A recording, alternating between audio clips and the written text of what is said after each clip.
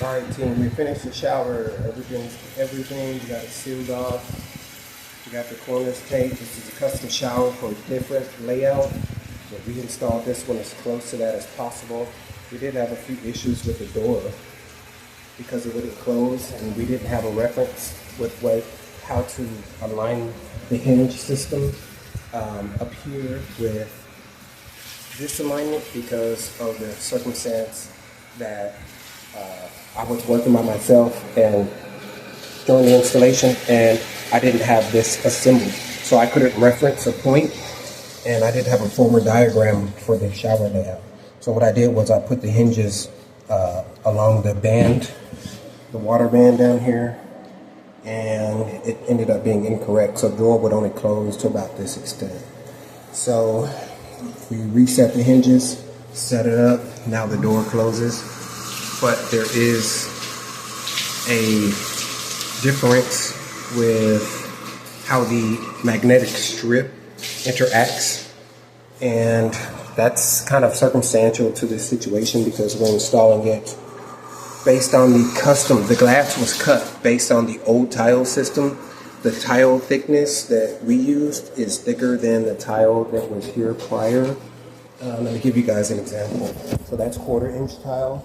This is more so 5 to 8 inch tile. So it's a little thicker. And for that reason, it did affect the overall result of how the custom shower, the previous custom shower, which is this one, would stand up. But as you can see, we got it practically as perfect as possible. We just sealed it. But the top corner matches, the bottom corner, and the outside corners match. So we're good. We got it square, we got it plumb, we got it level, right? So that's what we're looking for. And of course, like usual, the client has issues, but we did what we could, the best. The original contractors that ripped the shower out tore this portion of the shower rail system off, so we had to make our own contraptional hanger there. But we installed this wall tile here to match the window seal. Doopy's over here cleaning up. We got it nice and clean. We resealed the drain pan for the shower basin. Got the trim up. All right. Got the trim up. Got the ceiling and the roof textured. Or the roof. Ha! We got the ceiling textured and painted, and got everything cleaned besides this. We're still using it, but it's fairly clean. And then we got the window seat finale here. And all of that's painted, of course, as you can see. No, the camera and the light's not looking too good, but we got it finished up.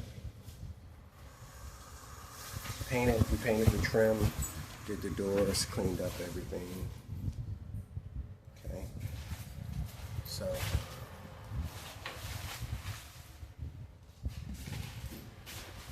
not too bad. And later on, the client is going to end up having to paint the ceiling or the rest of the room with new color. It's not a new color, it's just a new paint. And there's a lot of dust from the work already on all that. And that's going to be post-work cleanup, post-construction cleanup.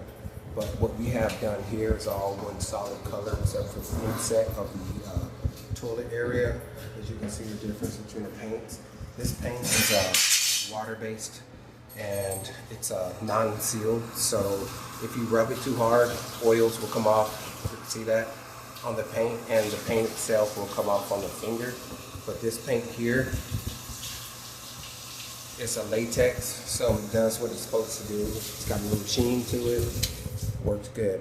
We have to get up all up in here, clean up in the back.